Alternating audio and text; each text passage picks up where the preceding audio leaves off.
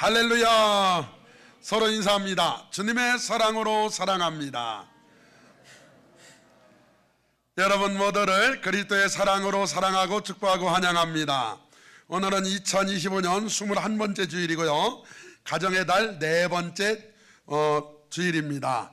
그래서 창세기 45장 중심으로 내 인생을 복음을 놓고 해석하라 라는 주제로 함께 은혜 나누도록 하겠습니다. 여러분, 우리나라는 산마다 불상이 많이 있죠. 불상, 여기 호담고속도로 가다 보면 왼쪽에 그 절간이니까 이게 있겠죠. 큼직한 게 있습니다. 그런데 기독교 국가들은요, 여행 다녀보면 산마다 예수님 상이 많이 있어요. 그 중에 이거 있죠. 안데스산 우수파야타 고개, 그 높이가 3832m 위에 있는 예수님 상이에요. 그런데 지금 보시다 보면 왼쪽에 아르헨티나 국기 있죠. 오른쪽에 칠레 국기가 있어요. 1904년에 두 나라가요 자주 싸웠는데 싸우다가 결국 화해를 해요. 그러다가 두 나라 다 하나님을 믿어요. 그러니까 이 국경지대에다가 예수님 상을 세웠어요. 그런데 이제 이게 문제가 돼요. 지형적으로 이 예수님 상이요 아르헨티나를 바라봐요. 이렇게 아르헨티나를 바라보니까 칠레 사람들이 난리가 난 거예요. 칠레 사람들이 아니 예수님 상을 왜 아르헨티나를 바라보겠냐, 우리나라는 등짝만 보이고 이 큰일 났다 이거, 이러다가는 아르헨티나가 더 복받지 않냐. 그래가지고요 이것 때문에 화해됐다가 다시 싸우게 된 거예요. 싸움이 막 터질 그 위기에 한 신문사의 편집장이 사설을 하나 써요. 사설인즉 내용이 이겁니다. 예수님 상이 아르헨티나 쪽을 향하고 있는 것은 아르헨티나가 아직 더 많이 돌봐줘야 할 곳이기 때문이다. 이렇게 사설을 썼더니 사람들이 맞아 저것들은 아직도 그래가지고 그게 한 방에 해결이 돼버려요. 여러분, 인생은 해석이에요. 어떻게 해석하느냐에 따라서 우리 삶이요 확 바뀌어요. 오늘 여러분, 우리 인생을 함부로 해석하지 말고 복음을 넣고 해석해서 하나님께 영광 되길 바라요. 그리고요 여러분, 이게 안경이에요. 안경. 저는 여기 이게 커가지고 하나님 평생 안경 안 쓰게 해주세요. 왜냐면 안경이 맞는 게 없어. 요즘 조금 이태로운 것 맞는 안경이 나오려고 해요. 그런데 이게 안경을, 여러분 분홍색 안경을 쓰면 세상이 어떻게 보여요? 온통 다 분홍색이에요. 파란 하늘도 분홍색이요. 여러분 녹색 안경을 쓰면 어떻게 될까요? 눈도 녹색으로 보여요. 파란색 안경을 쓰면 세상이 온통 파란색이고, 빨간색 안경을 쓰면 온통 세상이 빨갛게 보여요. 뭘 쓰느냐에 따라서. 그 안경이요 이름을 한번 붙여봤어요. 사랑이라는 안경을 쓰면 세상이 막 다 사랑스러워요. 우와, 저 사람 사랑하면요 조금 빼빼 말랐어. 그러면은 사랑이 없으면 멸치라 가다가 야 참 날렵해 보이네, 통통해. 그러면 사랑이 없으면요 둔해 보인다겠다가 사랑이 들어가면 귀여워, 듬직하고. 야, 여러분 세상이 그렇게 되는 거예요. 하나님이라는 안경을 쓰고 세상을 보면요 살만해요. 지금 여러분과 제가 하나님 안경을 벗고 보니까 죽을 것 같은 거예요. 하나님 안경을 다시 써야 돼요. 그리고 감사란 안경을 쓰면 세상 온통 다 감사해요. 길다가 넘어져가지고 다리가 부러졌네, 감사 안경을 쓰면요 그동안에 다리 안 부러지고 잘 사는 걸 감사해요. 얼마나 감사해요. 이렇게 쉽게 부러지시는 게 다리라면. 그렇죠. 은혜란 안경을 써도 세상이 완전히 다르게 보여요. 그런 거예요. 여러분, 미움이라는 안경을 쓰고 보면요 신기하게 밥 잘 먹는 것도 미워 보여. 신랑이 미우면 신랑 닮은 자녀도 미워 보여. 그 미움이라는 안경을 써서 그래요. 오늘 복음이라는 안경을 쓰면 세상이요 다 가능성이 넘쳐요. 은혜가 넘치는 줄 믿습니다. 데라에게는요 아브라함, 그리고 나홀, 그리고 하란이라고 하는 자녀가 있었어요. 그런데 이 하란은 밀가와 롯과 이스가를 낳고 일찍 하란에서 돌아가세요. 하란이가 어디서 돌아갔다고요? 하란에서 죽어요. 하란이가 어디서 죽어요? 하란에서 돌아가세요. 하란은요, 우리 학교 다닐 때 배웠죠. 비단길. 이게 실크로드라고 해서 우리나라도 그 길로 무역을 했죠. 실크로드의 종착역이 하란이에요. 그래서 상당히 무역으로 발달한 곳인데 거기서 하란이 돌아가시고요, 세 자녀를 그 중에 첫 번째 롯은 아브라함한테 맡겨요. 그 아브라함이 아들처럼 키우죠. 그는 밀가라는 딸은요 나홀한테 맡겨요. 그 나홀이 부인으로 결혼해 버려요. 그리고 이스가는 성경에서 어디 갔나 사라져요. 그리고 아브라함이 사라랑 결혼해 이삭을 낳아요. 이삭이 리브가랑 결혼해서 쌍둥이 아들을 낳으니 그게 에서랑 야곱이에요.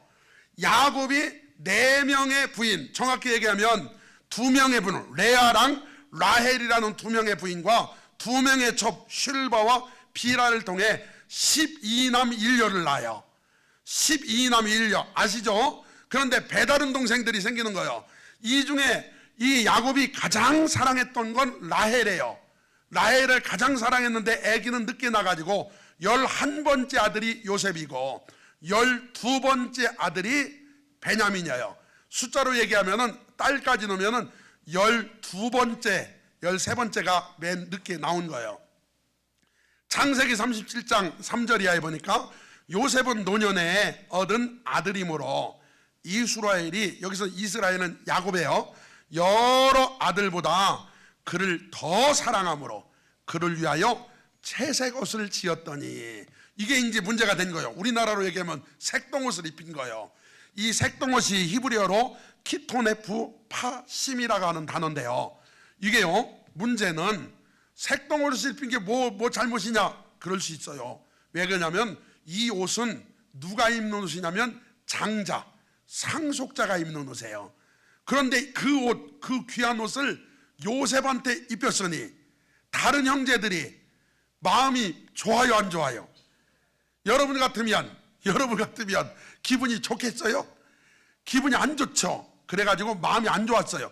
그의 형들이, 아버지가 형들보다 그를 더 사랑함을 보고 그를 미워하여 그에게 편안하게 말할 수 없었더라. 괜히 짜증나요. 보기만 하면 짜증. 거기에다가 이 요셉이요, 미운 짓을 좀 했어요. 형들이 싸우면 고자질했죠. 아버지, 형들 싸워요, 형들 일 안 해요, 형들 오늘 양 잡아먹고 놀았어요. 그러니까 그걸 고자질하니 밉죠. 그러던 중에, 그냥 그렇지 않은 미운데, 그러던 중에 요셉이 17살에 잠을 자다가 꿈을 2가지를 꿔요. 2가지를 꾸는데 첫 번째 꿈이 곡식단이 12개가 있는데 자기 곡식단이 가운데 있고 나머지 형들 곡식단, 동생 곡식단이 뺑 둘러가지고요 자기한테 절하는 거예요.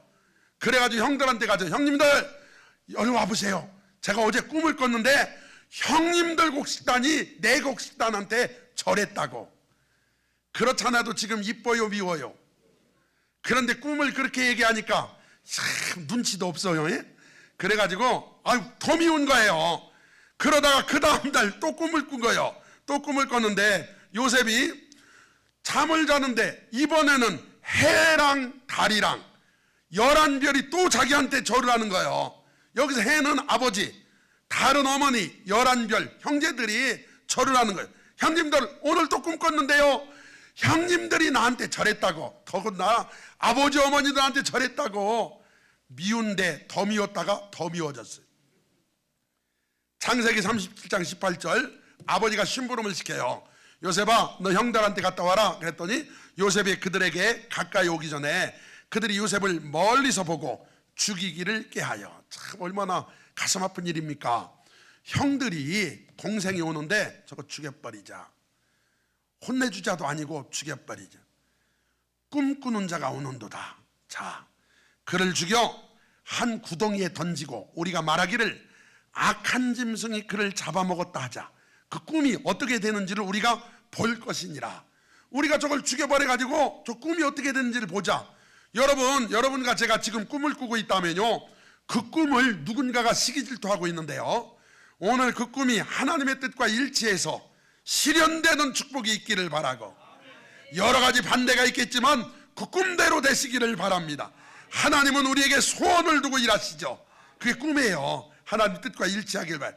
그런데 그래도 형제들 중에 유다가 아니 우리 동생인데 어떻게 죽이냐, 저기 웅덩이가 있으니 거기다가 차라리 집어넣자. 그래가지고 죽이진 않고요, 웅덩이에 집어 던져요. 그러다가 옆에 보니까 이스마엘 상인들이 지나가네요. 그래서 이스마엘 상인들한테 요셉을 팔아버려요. 요셉이 그래서 팔려가는 거예요. 창세기 42장에 이 광경이 이게 나중에 실현되는 장면이 나와요. 42장 5절, 이스라엘의 아들들이 양식 사러 간 자 중에 있으니 가나안 땅에 기근이 있음이라. 때 요셉이 나라의 총리로서 그 땅 모든 백성에게 곡식을 팔더니 요셉의 형들이 와서 그 앞에서 땅에 엎드려 절하매. 나중에요, 이게 그대로 실현돼요. 곡식 때문에 와서 절해요. 곡식이 절했잖아요. 그대로 실현이 되는 거예요. 할렐루야. 그리고 요셉이 그들에게 대하여 꾼 꿈을 생각하고, 옛날에 그 생각이 난 거예요. 꾼 꿈이. 오늘 여러분 꿈이 언젠가 실현돼서 그날에 웃으며 자랑할 날이 오기를 바래요. 지금 어떤 꿈을 꾸고 있느니가 내 미래예요. 하나님이 주신 그 꿈을 품으시길 바래요. 창세기 42장 21절에 이런 말씀이 있어요. 이게 그 형들이 곡식을 사러 왔는데 자기들은 지금 총리가 요셉인지를 모르잖아요. 그런데 요셉은 형들인 걸 알아봤잖아요. 그러니까 계속 정탐꾼이지, 니네 정탐꾼이지, 계속. 그러니까 이 형들이 뭐라 하냐면, 야, 이거 이상하다. 우리가 아우의 일로 말미암아 범죄했도다. 그가 우리에게 애걸할 때 그 마음의 괴로움을 보고도 듣지 아니하였습니다. 요셉이 그 앞에 있다는 걸 상상도 못하고 자기들끼리 얘기를 한 거예요. 이걸 통해 우리가 뭘 알았냐? 37장에서 형들이 이스마엘 상인들한테 요셉을 팔을 때 요셉이 어떻냐? 애걸했다는 거예요. 형들 용서해줘요. 형들 앞으로는 그렇게 안 할게. 한 번만 봐줘요. 형들 나를 불쌍히 여겨달라고 막 울고 불고 했는데 그냥 팔아버렸다는 거예요. 참 기가 막히죠. 거기다가요, 여러분 창세기 39장 1절 보니까 요셉이 이끌려 애굽에 내려가매. 이게 지금 이끌려 애굽에 내려갔다고 돼 있죠. 가나안 땅에서 애굽까지는 수천 킬로예요.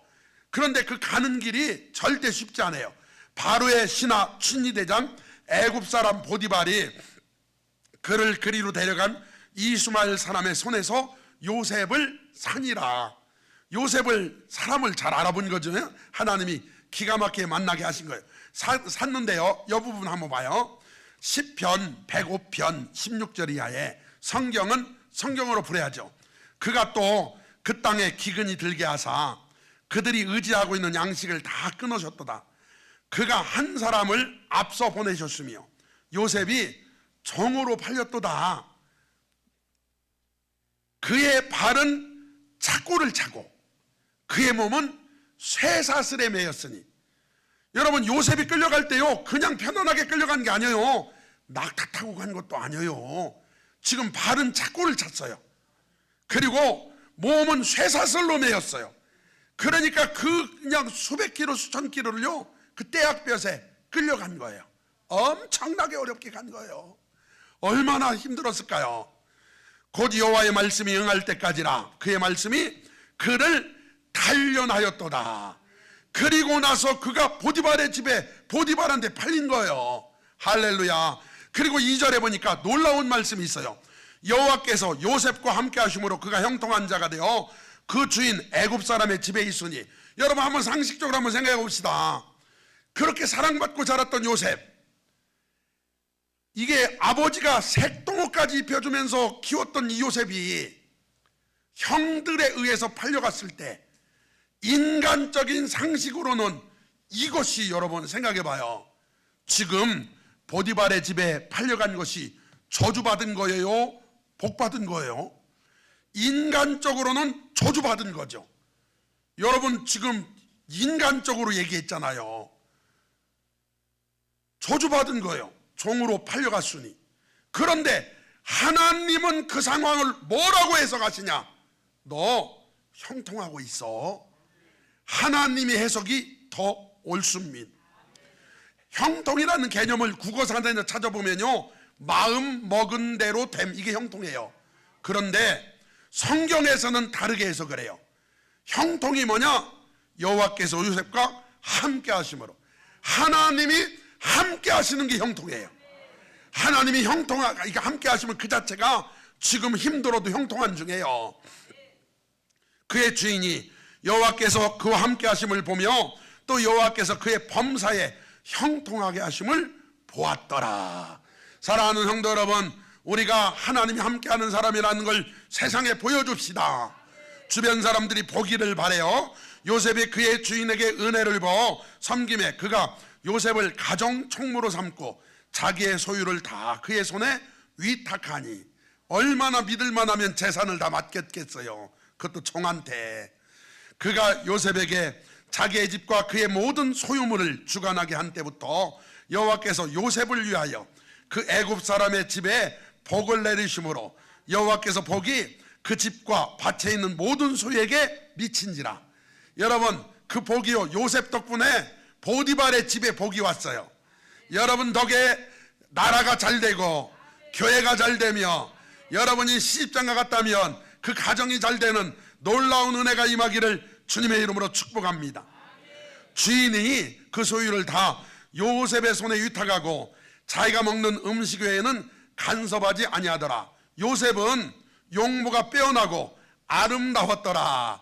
제가 일부 예배 때 요셉이 누구처럼 생겼어요? 그랬더니 우리 에녹 전사님이 저처럼이요 이랬어요. 갑자기 이 성경 구절이 나대 구절이 됐어요. 제가 웃었어, 빵 터졌어요. 야, 이거 그러면 이게 나대 구절이 되는데, 왜냐하면 요셉은 용모가 빼어나고 아름다웠어. 그랬더니 보디발의 아내가요 계속 눈치댔는데, 저나 에녹 전사님처럼 생겼으면 보디발의 아내는 취향이 독특할 거예요. 그냥 눈짓을 계속 하는데 세상에 눈짓을 막 계속하면서 동침하기를 막 청하는 거예요. 이게 아마 요셉이요 그럴듯하게 생겼겠죠. 우리 사랑하는 장로님들처럼. 아직도 나래할까? 아니, 이게 멋지게 생기셨을 거예요. 이게 그러니까 막 보디발의 아내가 막 눈짓을 한. 요셉이 거절하며 자기 주인의 아내에게 이르되 내 주인이 집안의 모든 소유를 간섭하지 아니하고 다 내 손에 위탁하였으니 이 집에는 나보다 큰 이가 없으며 주인이 아무것도 내게 금하지 아니하였어도 금한 것은 당신뿐이니 당신은 그의 아내임이라. 시작. 그런즉 내가 어찌 이 큰 악을 행하여 하나님께 죄를 지으리까. 여러분, 지금 요셉이 훌륭한 건요, 보디발의 아내가 유혹하고 하는 이 상황을요, 내가 죄지면 사람한테 짓는 죄가 아니라 하나님께 짓는 죄다. 여러분, 이 소리는 뭐냐? 요셉은요 하나님의 임마누엘을 확실하게 인식하고 살았어요. 오늘 여러분 하나님께 죄지지 맙시다. 하나님께 영광을 돌리시기를 바라요. 그리고 도망가 버려요. 그러면서 여인이 날마다 청하여 요셉을 날마다 청했대요. 요셉이 종으로 팔려갈 때 나이가 17살, 그리고 감옥에 갈 때가 28살. 그러니까요 지금 적어도 11년에서 1년 빼고 오가는 게 1년 빼고 그냥 10년이라 가고, 가자마자 유혹한 건 아닐 수도 있으니까 5년으로 줄여도 날마다 유혹했으면 적어도 365 곱하기 5년이니까 수천일은 계속 눈짓을 했다는 건데, 날마다 10번 찍어 안 넘어가는 나무가 있다고요? 없다고요? 있어요. 요셉이라는 나무 아무리 찍어도 안 넘어가네. 아무리 찍어도 안 넘어가. 그래서 이제 성경에는 안 나왔지만 보디발의 아내가 눈이 삐뚤어졌어. 맨날 눈치래. 날마다. 그런데 죄를요 지을 수 있는 여건이 딱 돼요. 이게 지을 수 있는 여건이 딱 되니까요. 여러분, 이게 남녀 문제는 항상 조심해야 돼요. 남자는 죄 지을 수 있는 환경이 날마다 준비돼. 날마다 준비가 되는데요, 여자는 그래도 정신 차리고 그러면 안 돼, 그러면 안 되다가 한 달에 한 번 배란기가 와요. 배란기가 오고 남자가 적극적이면요 웬만한 거 넘어가, 큰일 나. 그러니까 여러분 죄 짓지 마시기를 바래요. 그래서 그날따라 집안에 사람이 하나도 없어요. 하나도 없는데 보디발의 아내가 요셉의 옷을 붙잡고 늘어져 막 요셉 돌아와 그러니까 도망가 버려요. 이게 사랑이 아니라는 것이 그 도망가는 모습을 보고요, 이 보디발의 아내가 머리가 그냥 화가 머리끝까지 났어. 그래가지고 이란 나를 거절해? 그래가지고 그게요 분노가 됐어요. 그래 막 소리 지르는 거예요. 세상에 이게 막 자기 혼자 해놓고, 그래가지고 이제 사람들한테 이 요셉이 희롱했다고 하잖아요. 남편이 돌아오니까 이렇게 말해요. 내가 소리질러 불렀더니 그가 그의 옷을 내게 버려두고 밖으로 도망하여 나갔나이다. 그 주인이 자기 아내가 자기에게 이르기를 당신의 종이 내게 이같이 행하였다 하는 말을 듣고 심히 노한지라. 보디발이 심히 노했는데요, 사실 이게요 난해한 구절이에요. 왜 난해한 구절이냐면, 여러분 같으면 진짜로 심히 노했으면 요셉을 죽여요 살려둬요? 죽여야 정상이지.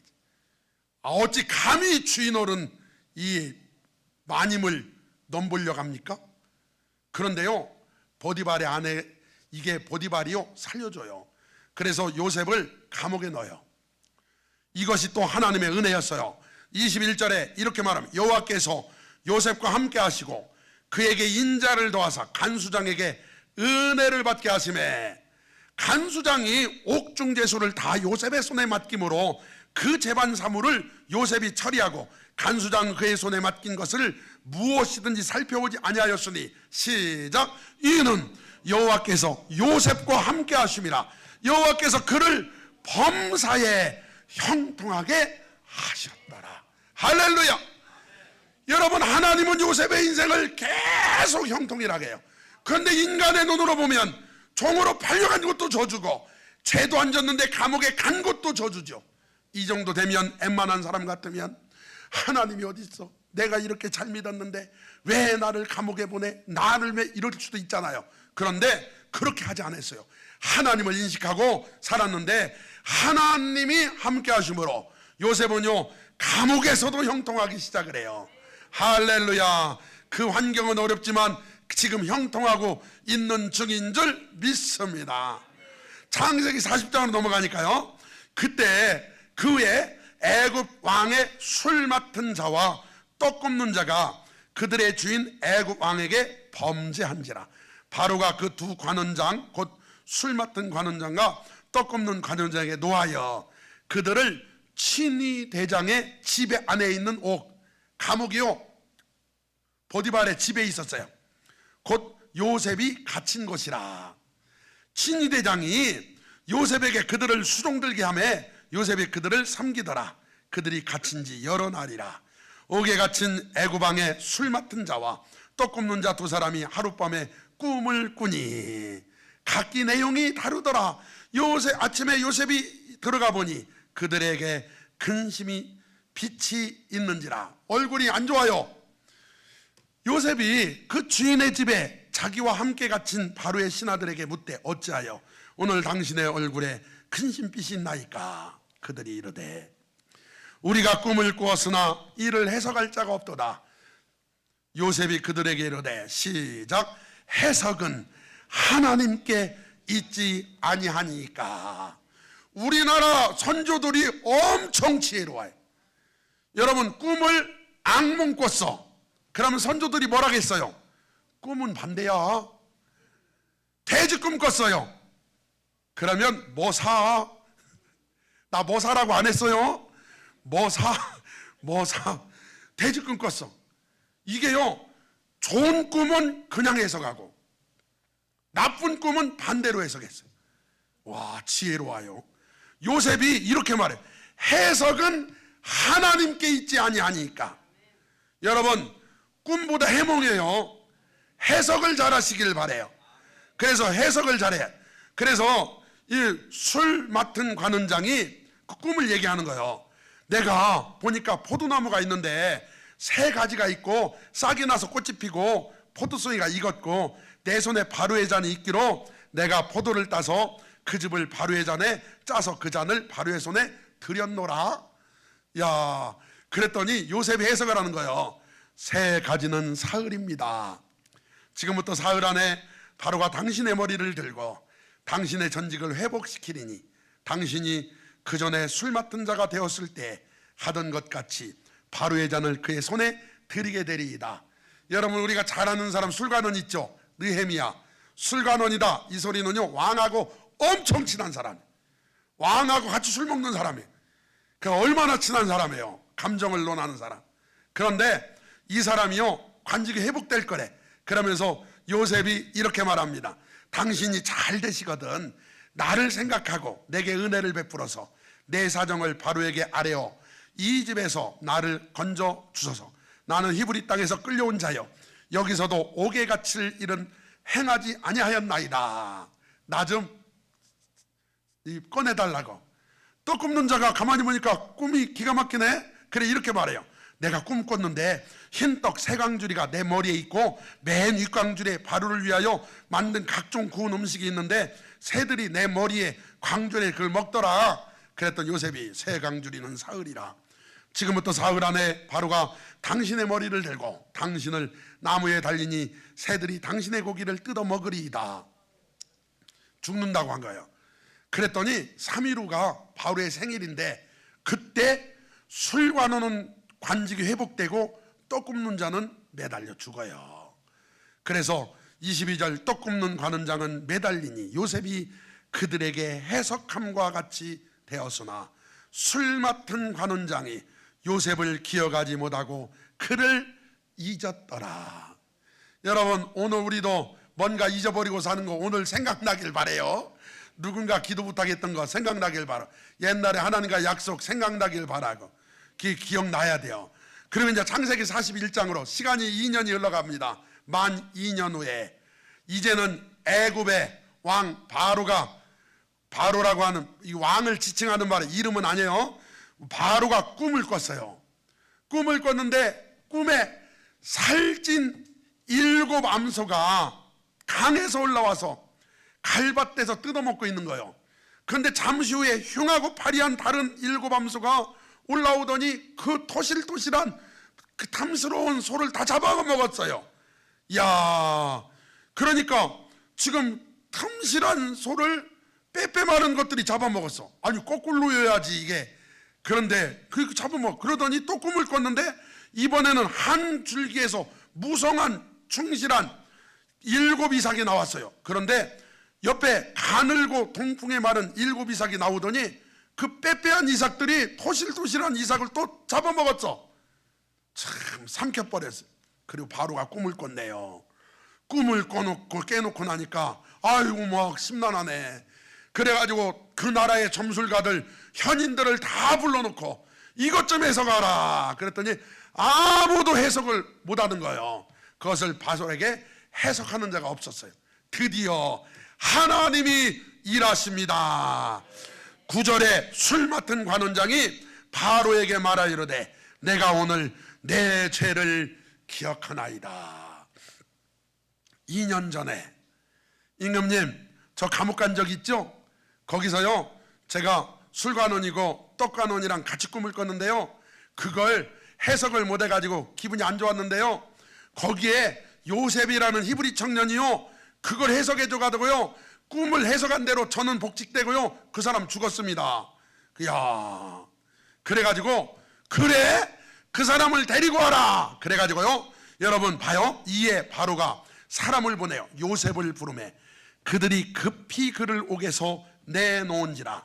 요셉이 곧 수염을 깎고 그의 옷을 갈아입고 바로에게 들어가니 바로가 요셉에게 이르되 내가 한 꿈을 꾸었으나 그것을 해석하는 자가 없더니 들은즉 너는 꿈을 들으면 능히 푼다 하더라.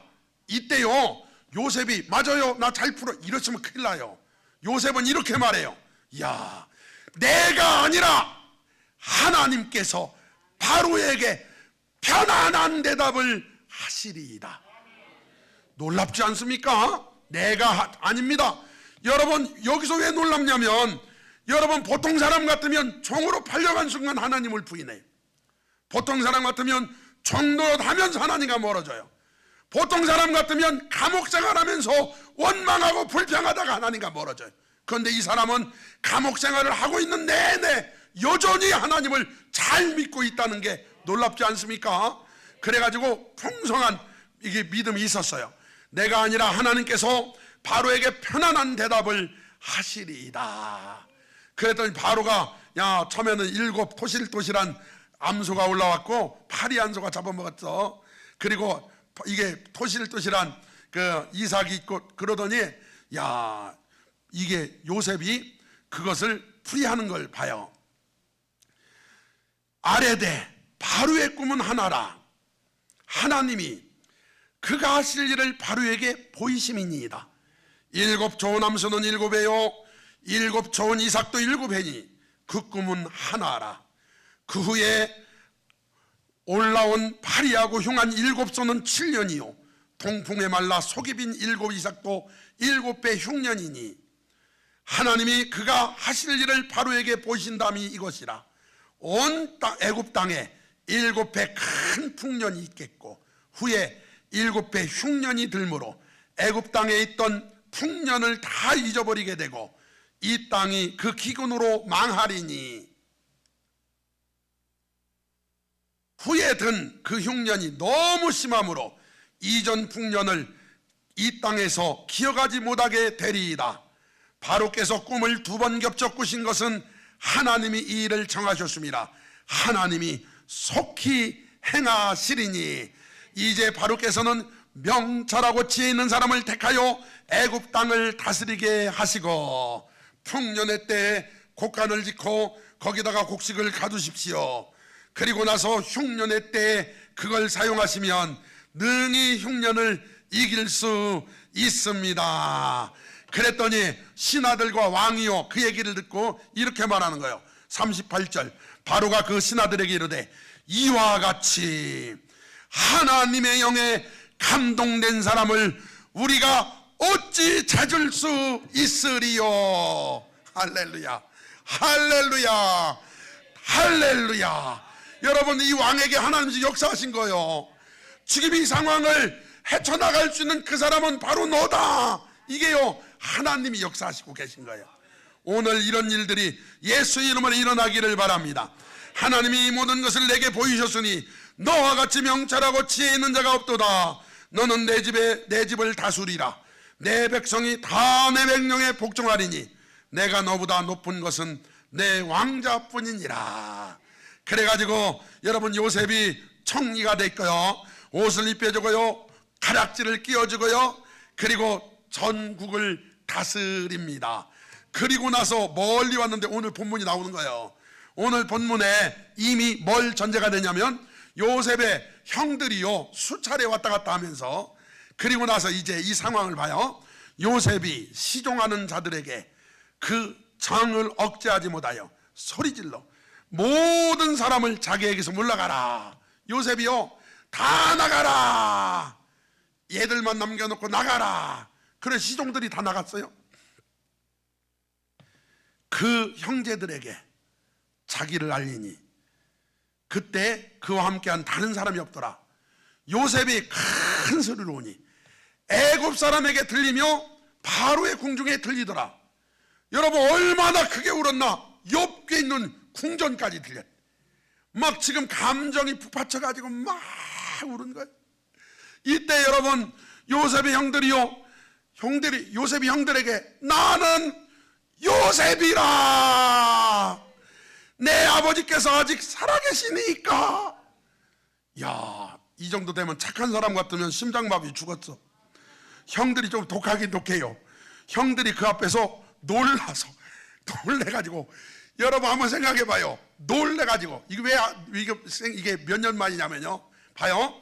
요셉이 팔린 게 17살 그리고 보디발의 집에서 있다가 감옥 간 게 28살 총리된 게 30살 그리고 7년 풍년 그리고 2년 흉년 그러니까 39살 22년 후요 22년 후에 내가 요셉이요 이러니 여러분 놀래요 안 놀래요? 와 깜짝. 우리 시골에 하면 청심환을 다 먹여야 돼. 이게 야, 얼마나 놀랐을까요? 놀랬어. 애굽의 판자라, 당신들이 나를 이곳에 팔았다고 해서 근심하지 마. 애굽의 판자라 그럴 때 형들은 뭐가 크게 들려요? 나 팔았지, 이게 들리잖아.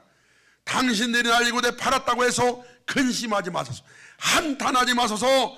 하나님이 생명을 구원하시려고 나를 당신들보다 먼저 보내셨나니, 이 땅에 2년 동안 흉년이 들었으나 아직 5년은 밭갈이 노못하고 추수도 못할지라 하나님이 큰 구원으로 당신들의 생명을 보존하고 당신들의 후손을 세상에 두시려고 나를 당신들보다 먼저 보내셨나니, 그런즉 나를 이리로 보낸 이는 당신들이 아니요 하나님이시라. 하나님이 나를 바로에게 아버지로 삼으시고 그 온 집의 주로 삼으시며 애굽 온 땅의 통치자로 삼으셨나이다. 여러분, 이 상황을 하나님을 넣고 복음을 넣고 해석을 하니 전혀 다르게 이게 성경이 풀어지더라는 거예요. 오늘 여러분과 제 인생도 마찬가지입니다. 하나님 빼고 인생을 해석하면 불행합니다. 하나님 빼고 인생을 해석하면 낙심됩니다. 그런데 하나님을 넣고 해석하면 살만합니다. 하나님이 역사하십니다. 하나님이 도와주십니다. 큰 구원을, 당신들의 생명을 보존하고 당신들의 후손에게 후손을 세상에 두시려고 나를 먼저 보내셨다.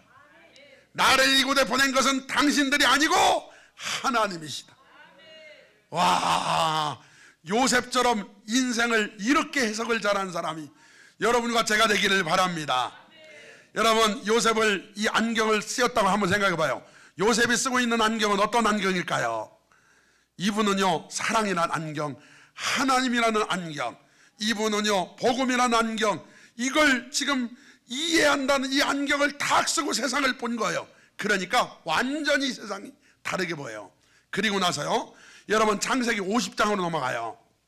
이때 요셉의 형제들이 그들의 아버지가 죽었음을 보고 말하되, 아버지 이스라엘 야곱 이분이요 130살에 애굽에 오셔요. 바로가 네 나이 몇 살이냐 이러니까 내 나그네 된 인생은 130입니다. 험악한 인생 살았습니다. 130살에 애굽에 오세요. 이분이 몇 세에 147세에 돌아가세요. 그 17년 후에 돌아가시는 거예요. 그러면 이 형들은 애굽에서 이미 17년 살고 있는 거예요. 다시 말해서 한번 봐요. 여러분, 22년 만에 애굽의 총리가 됐죠. 그 17년 더 지난 거예요. 39년 전 사건이에요. 39년 전 사건을 가지고 요셉이 혹시 우리를 미워하여 우리가 그에게 행한 모든 악을 다 갚지는 아니할까? 옛날 얘기를 하는 거예요. 지금 그 요셉에게 말을 전하여, 자기들이 직접 안 가고 사람을 보내요. 이 거짓말이죠. 이렇게 말해, 당신의 아버지가 돌아가시기 전에 명령하 이르시기를, 너희는 이같이 요셉에게 이르라. 내 형들이 내게 악을 행하였을지라도 이제 바라건대 그들의 허물과 죄를 용서하라 하셨나니 당신 아버지의 하나님의 종들인 우리 죄를 이제 용서하소서. 여러분, 30년도 40년이나 다 된 그 얘기를 가슴에 품고 이 이야기를 들은 요셉이요 갑자기 눈물을 흘려요. 요셉이 그들이 그에게 하는 말을 들을 때 울었더라. 왜 울었을까요? 요셉은 이렇게 해석한 겁니다. 아, 내가 형님들의 마음을 편안하게 못 해줬구나. 형님들이 그동안에 17년이나 여기 살면서도 전혀 이게 참된 삶을 살지 못했구나. 그래가지고 울은 거예요. 그리고 나서 그 형들이 친히 왔어요. 요셉 앞에 엎드려 이르되 우리는 당신의 종들이니이다. 요셉이 말합니다. 두려워하지 마소서. 내가 하나님을 대신하리이까? 당신들은 나를 해하려 하였으나 하나님은 그것을 선으로 바꾸사 오늘과 같이 많은 백성의 생명을 구원하게 하시려 하셨나니. 여기서 제가 놀란 건 이런 거예요. 말씀을 보다가, 여러분, 지금 종으로 팔려왔는데도 여전히 신앙생활 잘한 게 대단하죠. 감옥에 갔는데도 거기서 신앙 일치하는 게 대단하죠. 애굽에서 여러분 계속 총리로 부귀영화를 누렸는데도 이 사람은 신앙이 여전히 하나님을 의지하고 있다는 게 놀랍지 않습니까? 이 정도 되면요 벌써 내 이놈들 내가 오늘만을 기다렸다, 너네들은 다 이럴 수 있는데 눈물을 흘리며, 형님들 내가 어찌 하나님을 대신하겠습니까? 당신들은 나를 헤아려 하였으나 하나님은 그것을 선으로 바꾸사 오늘과 같이 많은 백성의 생명을 구원하게 하시려 하셨나니 당신들은 두려워하지 마소서. 내가 당신들과 당신들의 자녀를 기르리이다 하고 그들을 간곡한 말로 위로하였더라. 사랑하는 성도 여러분, 우리 인생을 어떻게 해석하고 계십니까? 여러분 삶을 지금 어떻게 해석하고 있습니까? 세상을 바라볼 때 무슨 안경을 쓰고 세상을 바라보고 계십니까?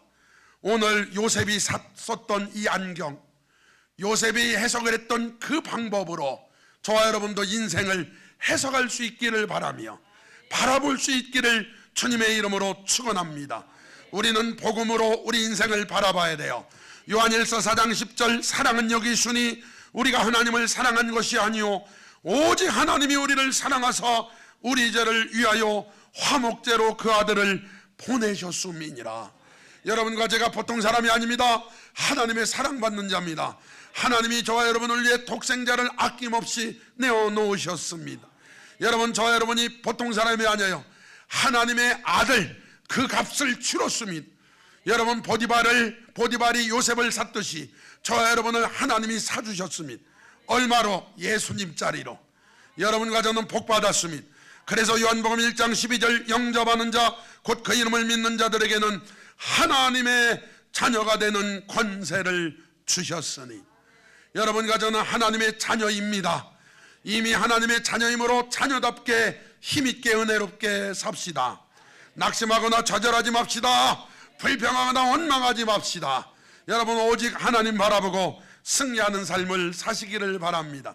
그렇게 되기를 원하신다면 예수님을 마음에 모셔드려야 됩니다. 여러분, 눈을 감으시고 진심으로 저를 따라 기도하시면 하나님의 자녀가 되어 남은 인생 하나님께 영광 돌리게 되실 줄 믿습니다. 하나님 아버지, 저는 죄인입니다. 저의 모든 죄를 용서해 주옵소서. 이 시간에 제 마음의 문을 활짝 열고 예수님을 초청합니다. 제 마음에 오시옵소서. 저는 예수님께서 저를 위해 이 땅에 오셨고 저의 죄를 대신 지시고 십자가에 달려 죽으셨고 저를 의롭다 하시려고 다시 살아나셨음을 믿습니다. 이 시간에 제 마음에 오시니 감사합니다.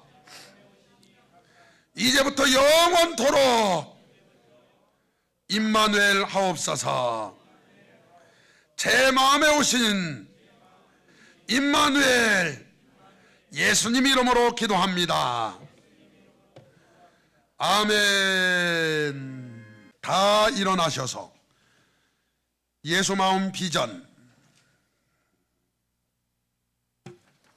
시작. 예수 마음 모든 성도가 그리스도의 장성한 분량이 충만한 데까지 이루러 세상을 변화시키는 교회 2025년 표어 오직 여호와를 앙망하라 찬양합니다.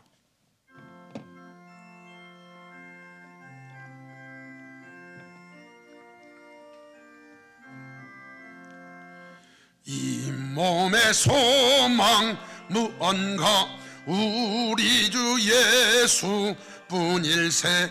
우리 주 예수 밖에는 믿으리여 주 없도다.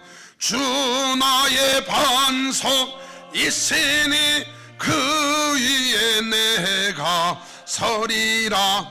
그 위에 내가 서리라. 무섭게 바람 부는 밤 물결이 높이 설렐 때 우리 주 크신 은혜에 소망에 닿을 주리라.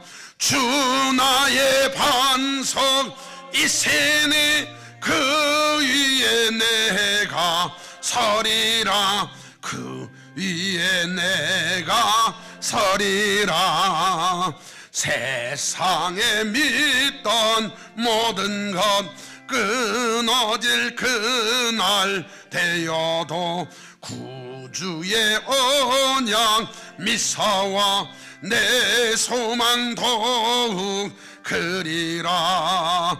주 나의 반석 이세니 그 위에 내가 서리라.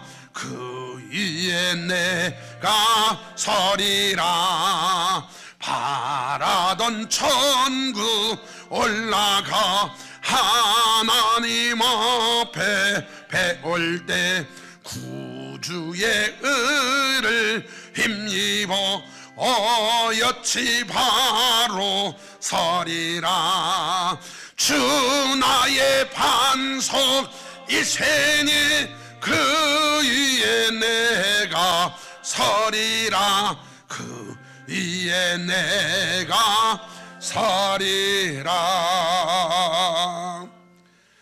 이제는 우리를 사랑하셔서 이 땅에 내려오사 기꺼이 십자가에 대신 달려 죽으시고 우리의 죄를 다 속량하시고 사망 권세 이기고 부활 승천하셔서 다시 오실 예수 그리스도의 은혜와 우리를 사랑하셔서 독생자 예수님을 아낌없이 내어놓으신 하나님 아버지의 지극하신 사랑하심과 지금도 복음을 놓고 우리 인생을 해석하도록 말할 수 없는 간구로 돕고 계신 성령님의 내주 교통하심이 오늘 하나님 말씀 듣고 인생 다른 타인을 함부로 해석하지 않고 복음을 놓고 하나님 안경을 쓰고 해석하기로 결심한 모든 성도들 삶 가운데 이제부터 영원히 함께 계시기를 축원하옵나이다. 아멘. 아멘.